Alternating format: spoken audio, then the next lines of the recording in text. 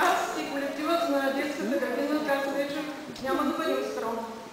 Защото имаме самочувствието да кажем, че сме екип от отлични професионалисти, перфекционисти и ентусиасти. Елате от покажите!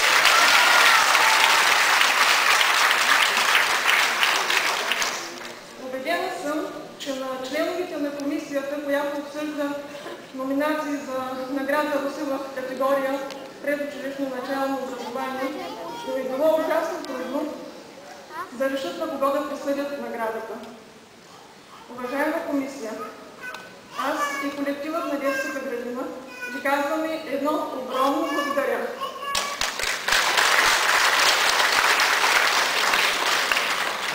Благодарим за това, че оценихте по достоинство труда на детската градина и на колектива.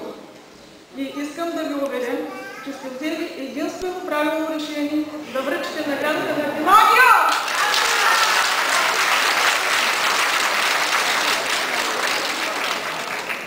Тази награда ни мотивира да работим още по-целенасочено и по-усърдно.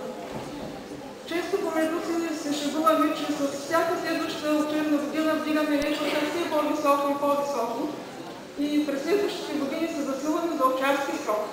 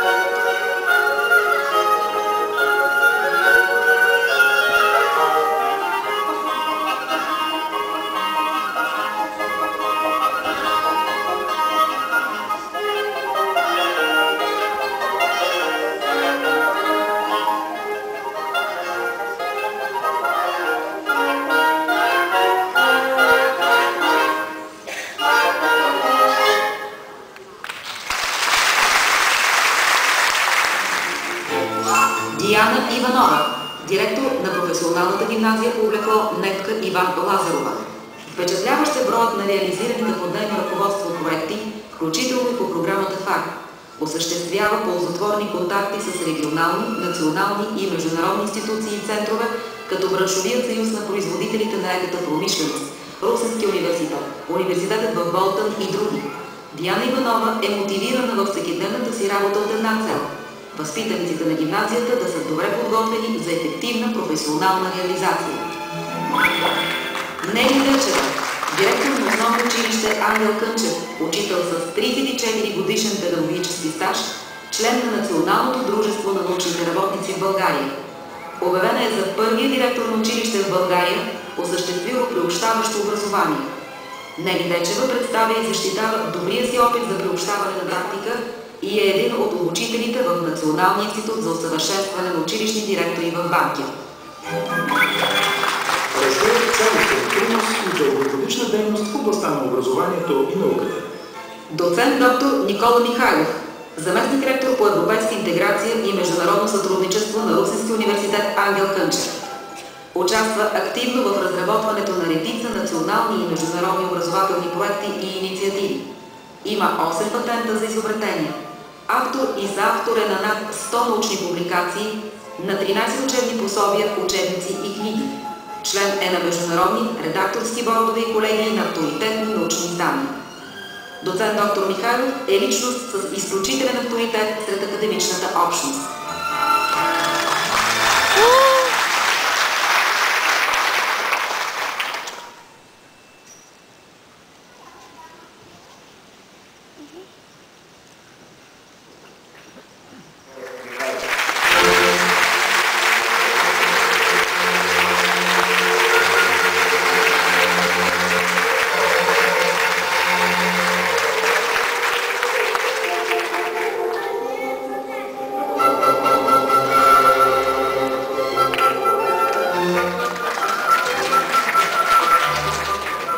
Скъпи русенци, госпожи и господа! Да се получи тази награда на този ден, когато славим безсмъртното дело на Кирил и Методий, е чест. Аз съм щастлив, че това се случва и затова искам да благодаря най-сърдечно на онези, които направиха предложението и разбира се на специализираната комисия по образование и наука, която утвърди това предложение. С риск да бъда упрекнат в клишета, ще кажа, че приемам тази награда само единствено като признание за всичко това, което многохилядният колектив от служители, студенти, докторанти, университетски преподаватели, научни работници постигат в своята многостранна дейност. Искам още да кажа и това, че преди броени минути разбрах, ако това е вярно, разбира се, че тази награда се съпровожда и има и финансово измерение. Ще предоставя цялата сума на математическа гимназия Баба Тонка на ръководството на това училище,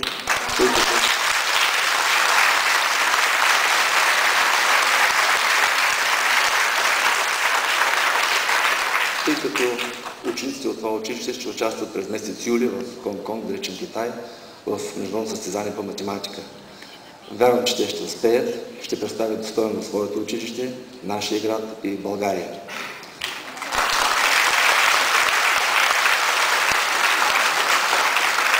За съжаление, освен тези красиви моменти, когато ние се чувстваме горди, има и много други моменти, за които не говорим и аз не знам защо високо и ясно. Нашето общество е обречено, ако не промени системата на образованието. Това означава, че ние, гражданите, трябва да формулираме своите изисквания, а политиците да ги изпълнят. И в този процес трябва да се чуят мнението на всички, на учениците, на техните родители, на техните възпитатели, на учителите и на професорите. Чуйте какво казва Таня, ученичка от 11 клас, в едно писмо, което е разпространено в мрежата. За него аз научих буквално часове преди да дойда на това събитие. Спи, дяконе, не се събуждай, остани в незнайния си гроб. Добре си ти, оттам не виждаш съдбата на достойния ни род. Не виждаш майките, които днес не раждат, стариците крайковци за смет, бащите с джобовете празни, в ръцете с куфари и здравец за късмет. Децата не са вече на изчезване, селата мъртви, пусти градове. Строим хотели, паркинги, гаражи, край просека минава БМВ. На пътя към Европа се продават въртици с кукли малките моми. Те детството си сънища сънуват, с тейна скръп в очите им гори. Спи, дяконе, не се събуждай. Добре си там, под тази черна пръст. Завиждам те за той, че не дочака мечтите си, разпънати на кръст. Уважаеми русенци, честит празник!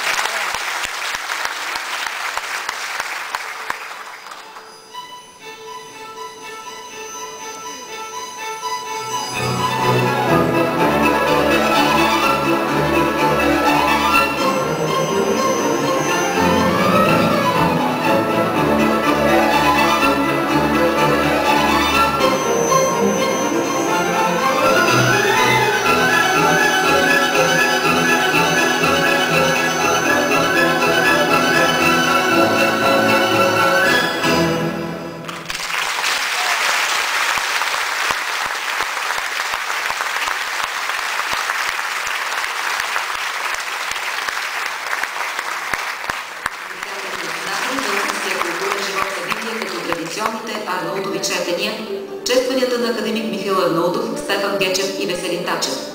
Автор е на над 130 публикации в областта на езикознанието, литературознанието, литературната критика и други области на хуманитаристиката. Негови стихове, есета, фейлетони и публицистични текстове са публикувани в литературни издания и периодичния печат. Доцент Русев е основател и председател на научния център по фолклор, литература и лингвистика. Раздел публицистика в медиите. Бояна Шандуркова, журналист с изключителен принос за популяризиране на човеческия културен живот и неговите основни носители в националния филм.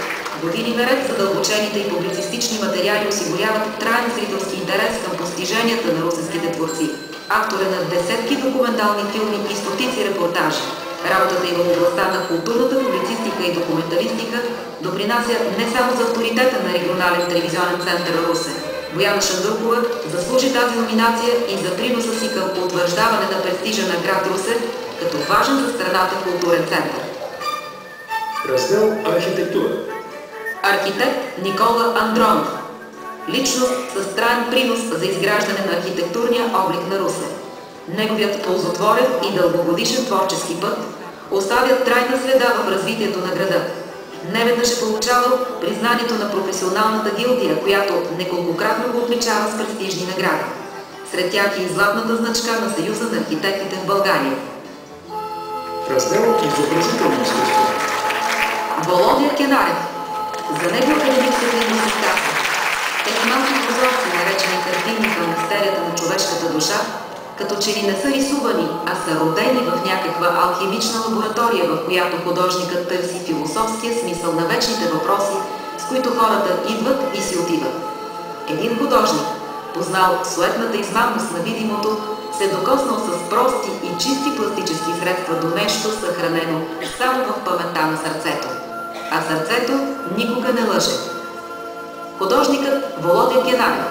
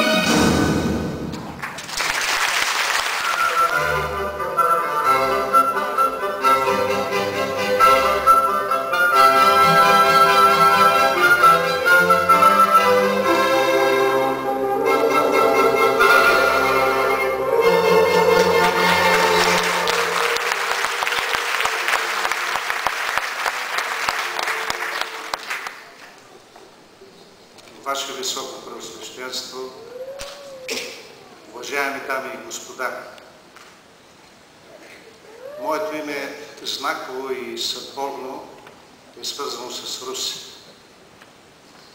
Но аз съм щастлив, че в тази съдбовност вървя заедно с хора,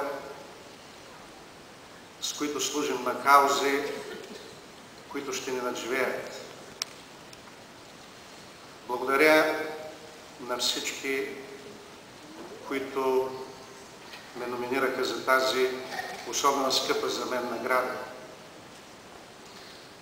На Дружеството на писателите, на Нели Пигулева. Благодаря. Което ни е извело до наши дни и се надявам, че ще ни изведе и в бъдещето. Аз искам да благодаря на всичките художници, музиканти, артисти, поети, писатели, които ме дариха през всичките тези години с доверието си, още от самото начало, от тогава, когато едва пристъпвах към професията. Те ме дариха с доверието си, за да мога по-нататък да свърша добре работата си, да бъда посредник между тях и тяхната публика. И ако с моята работа, благодарение на нея, съм успяла да накарам поне още един човек да влезе в изложбената зала,